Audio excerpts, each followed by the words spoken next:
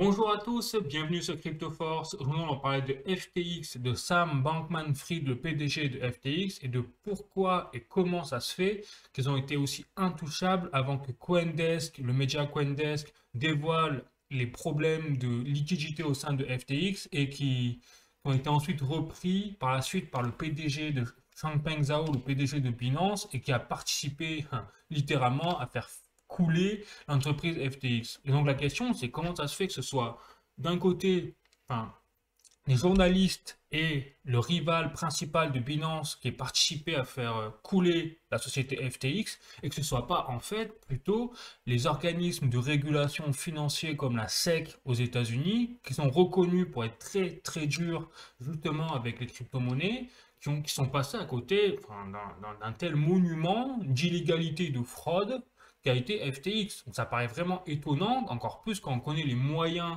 de la SEC pour éplucher par exemple les comptes des entreprises. Donc là, c'est vraiment une question qui s'est posée, que moi je me suis posé également, donc j'ai fait des recherches. Et là, dans cette vidéo, l'objectif, c'est vraiment de mettre en avant les liens de connexion, vous allez voir, il y en a beaucoup, entre FTX, Sam Bankman-Fried et toute la caste politique américaine. Et franchement, ça fait froid dans le dos quand on voit les implications au niveau de la corruption, enfin du moins les soupçons, parce qu'il n'y a pas de preuves vraiment avérées de corruption, mais on peut largement se poser la question. Donc voilà, c'est ce qu'on va voir dans cette vidéo, mais avant ça, bien sûr, je vous invite à voir mon trailer.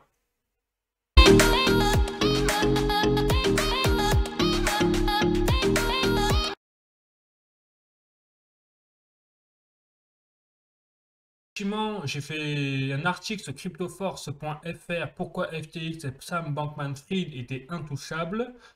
Eh bien, déjà, au niveau du contexte actuel, je vais faire un petit rappel. C'est que FTX, c'est la plateforme exchange numéro 2 en achat-vente de crypto-monnaies dans le monde. Et elle a coulé, fait faillite en octobre-novembre 2022. Et ce qui s'est passé, c'est que FTX avait des gros problèmes de liquidité et se servait de l'argent de ses clients déposés sur la plateforme pour investir cet argent à droite, à gauche, ailleurs. Et donc, ça avéré que le problème de FTX, c'est qu'elle n'avait pas assez de liquidité au final pour, par exemple, rembourser tous ses clients si tous ses clients en même temps devaient retirer de l'argent. Et le problème, c'est qu'avec l'investigation des journalistes de CoinDesk et qui ont été portés, on va dire, par Binance, hein, le rival, qui s'est engouffré dans cette brèche pour justement répandre la rumeur, eh bien, on a eu une panique de la part des clients, et à juste titre en plus, hein, et des investisseurs de FTX, mais qui, en retirant massivement leur argent, ont justement provoqué la chute de FTX.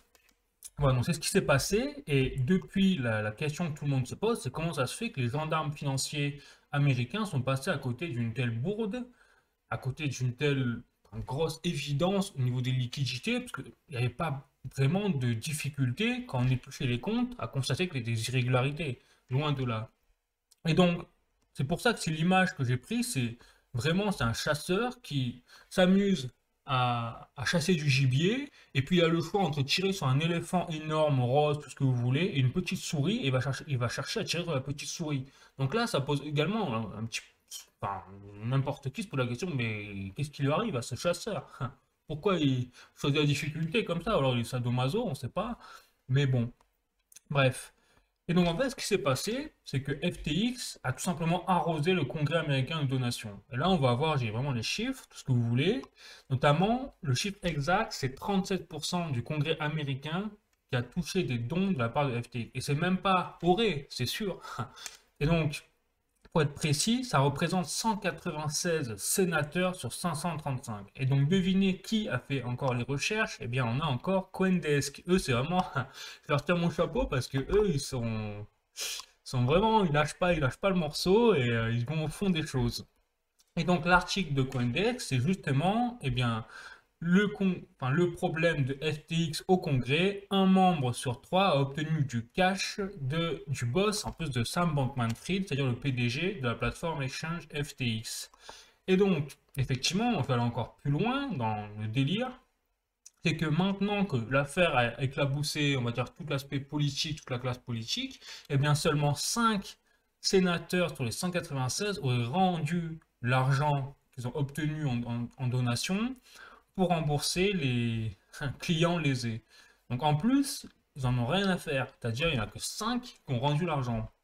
Bon, donc, outre cet aspect-là, il faut savoir qu'on ne connaît pas les montants exacts des dons faits aux sénateurs par FTX et on imagine très bien que dans ce contexte-là, les sénateurs ont soit se garder bien évidemment de donner les montants exacts qu'ils ont touchés et encore plus s'ils les dévoilent, ils vont largement diminuer les montants parce que l'affaire est totalement radioactive et que ça fait un peu tâche dans leur campagne politique.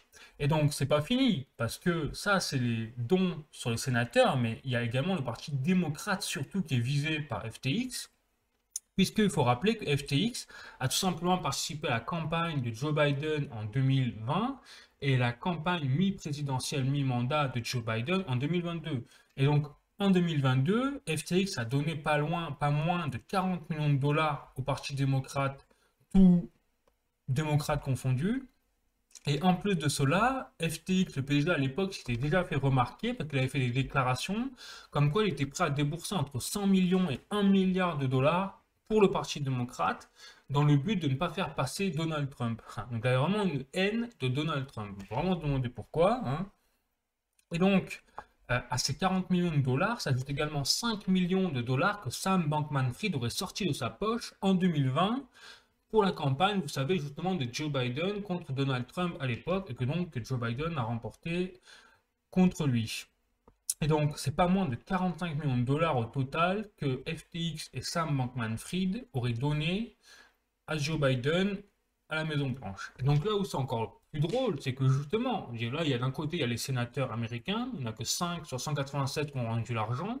Donc on pourrait attendre la même démarche de la part, par exemple, de la Maison Blanche et de Joe Biden, qui a touché 45 millions de dollars dans son parti. On va dire, bon, bah, on peut rendre l'argent. Eh bien non, on a un gros silence radio à la Maison Blanche depuis l'affaire FTX. Et donc, bien sûr, des journalistes et les opposants, enfin les républicains s'en sont donné à cœur joie, ils se sont frottés les mains, ils se sont dit, allez, on va chatouiller un petit peu Joe Biden sur ce terrain-là. Ils ont posé la question de rembourser l'argent justement touché par FTX. Et donc la réponse de la porte-parole du gouvernement de Joe Biden a été magistrale. Elle a répondu que d'après la loi Hatch, il était impossible pour elle de dévoiler les contributions politiques. Très pratique, j'ai envie de vous dire.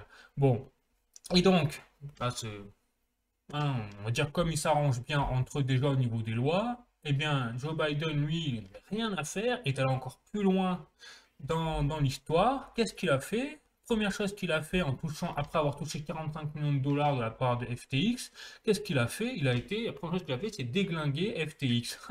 Parce que là, j'ai un article donc, du Forbes, et l'article, c'est Joe Biden, donc mène un appel critique pour changer les règles au niveau du Bitcoin et des crypto-monnaies après le choc de l'affaire FTX. Donc la première chose que Joe Biden a fait, c'est même pas de rendre l'argent qu'il a touché, c'est juste de démonter les crypto-monnaies déjà ensemble, alors que FTX, je rappelle, n'a rien à voir avec les crypto-monnaies sur le plan de l'illégalité, puisque c'est comme une banque. Et si une banque aurait eu le même procédé, on n'aurait pas insulté l'argent. Voilà, donc on aurait insulté la banque. Là, c'est la même chose, sauf qu'on fait l'inverse, c'est-à-dire qu'on s'en prend aux crypto-monnaies pour une affaire où en fait c'est quelque part la banque qui a fait n'importe quoi. Donc, on mélange tout, et donc Joe Biden, là, il s'en donne à cœur joie pour mettre le bazar, et il appelle à une régulation sans précédent. Donc là, on est vraiment, la première chose que fait Joe Biden, c'est poignarder le mec qui lui a donné 45 millions de dollars. Donc, quand même, là, on voit le souci d'intégrité, ils n'ont absolument pas de problème en dans la glace le matin, ces gens-là. Incroyable. Et donc, à travers cela, le plus drôle dans tout ça, c'est qu'il faut rappeler que Sam Bankman-Fried, à travers FTX, représentait quand même le plus gros donateur à derrière George Soros, le milliardaire George Soros, du Parti démocrate. Il était le deuxième plus gros donateur. Et donc pourtant, il n'a pas hésité à se prendre un coup de poignard dans la figure, le pauvre Sam Bankman-Fried, par Joe Biden. Bon. Et donc, maintenant, on va passer un peu à qu'est-ce qui s'est passé au niveau de la SEC également. Qu'on a vu le parti politique est de toute évidence trempé jusqu'au cou dans l'affaire. Mais maintenant, qu'est-ce qui s'est passé au niveau de la SEC? Et là, vous allez voir également, on peut se poser des questions, et en fait, on comprend mieux. Donc là, j'ai un tweet de Salty Irish Girl qui a bien mis l'évidence en avant à travers ce graphique, enfin, cette image. Et donc, je vous explique. Donc, ici, vous avez Sam Bankman-Fried, le PDG de FTX, qui est en fait diplômé du MIT. À droite, vous avez Gary Gensler, qui est justement le chef de la SEC, c'est-à-dire du gendarme boursier américain, et qui est, tenez-vous bien, qui est également professeur au MIT. Donc, notamment, on peut s'imaginer qu'il a été le professeur de Sam Bankman-Fried. Ensuite, c'est pas fini. Vous avez en dessous, vous avez Glenn Ellison, qui est un professeur d'économie au MIT et qui est le boss de Gary Gensler. Et devinez qui est cette personne-là? Eh bien, c'est le père de Caroline Ellison, qui est, tenez-vous bien, la PDG de Alameda Research, c'est-à-dire une des filiales principales de FTX. Et Caroline Ellison, c'était aussi la petite amie de FTX. Donc là, vous avez un cercle, laissez tomber. Enfin, j'ai envie de vous dire, bon, on n'a pas besoin de creuser plus loin pour voir s'il y a des conflits d'intérêts ou des, on va dire, des petites tendances à fermer les yeux de la part de la SEC vis-à-vis des illégalités, des irrégularités de FTX. On peut même demander, ils n'ont pas un peu touché dans la magouille, hein, on en est. Voilà. Donc là, ça pose quand même des questions. Et donc, en conclusion, je vais aller encore plus loin, on pourrait se dire, bon, ils ont compris la leçon quand même, Sam Bankman-Fried et compagnie. Eh bien non. Déjà, là j'ai un article de France 24. Au niveau des crypto-monnaies, Sam Bankman-Fried libéré contre une caution de 250 millions de dollars. Donc déjà, il y a un truc qu'il faut qu'on m'explique, c'est on a gelé, ils ont déclaré les Américains avoir gelé tous les avoirs de Sam Bankman-Fried au moment où l'entreprise a fait faillite et au moment où elle a été mise en arrestation. Sauf que là, il vient de sortir quand même 250 millions de dollars qu'il ne peut avoir obtenu qu'en escroquant, qu'à travers FTX, et donc en escroquant tous ses clients. Enfin, bon, soit.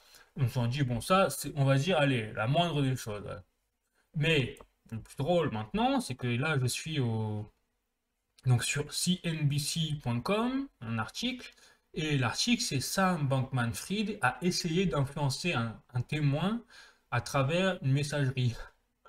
Ouais, donc ça veut dire que le mec, voilà, il n'assume même pas ses responsabilités et continue en fait dans sa démarche d'escroqueur, enfin d'arnaqueur, d'escroc, tout ce que vous voulez. Donc, enfin, on est vraiment dans un milieu particulier quand même. Et donc la conclusion dans l'affaire, c'est que aussi il faut savoir que la mère de Sam Bankman-Fried était l'avocate de Hillary Clinton. Donc là, quand on voit toutes les connexions quand même qui sont faites à travers cette affaire, c'est qu'on imagine difficilement que le Parti démocrate soit totalement objectif, enfin minimum, hein, dans cette affaire. Et donc là, ça soulève vraiment une question également dans la conclusion, c'est de ce genre d'affaires, ça soulève en fait la partie immergée d'un iceberg que l'on subodorait déjà auparavant, c'est la corruption au sein de nos élites des gouvernements. Parce que si c'est comme ça aux États-Unis, on peut imaginer très bien que c'est comme ça un peu partout dans le monde. Puisque les États-Unis, c'est un peu les gendarmes du monde, justement, et notamment les gendarmes boursiers. Donc, quand on voit que la SEC est capable de fermer les yeux sur une telle affaire, on peut vraiment se poser des questions sur la corruption générale qui est présente dans les gouvernements au niveau mondial. Voilà. Donc, c'était vraiment pour vous mettre en avant toute cette affaire-là que je vous ai fait cette vidéo. Comme vous pouvez le voir, c'est vraiment, enfin, il y a des choses, on le dirait, qu'on ne le verrait pas, qu'on n'y croirait pas, tellement c'est énorme. Mais malheureusement, c'est la réalité. Donc, bah, écoutez, si vous avez aimé cette vidéo, n'hésitez pas à mettre un like, à vous abonner. Et puis moi, je vais faire d'autres vidéos. La prochaine vidéo, je vais la faire sur la Russie. Et notamment, on va voir un petit peu les résultats des dernières sanctions, des embargos, pour voir qu'est-ce qu'il en est maintenant, parce que ça fait quelques mois au niveau des résultats. Et puis après, je ferai également une vidéo sur le VeChain, parce que j'ai eu quelques commentaires comme quoi il fallait que je présente qu'est-ce que c'est le VeChain. Eh bien, pas de souci, je vais vous présenter tout ça. Bon, moi je vous souhaite sinon une bonne journée, je vous dis à bientôt, ciao, la bise.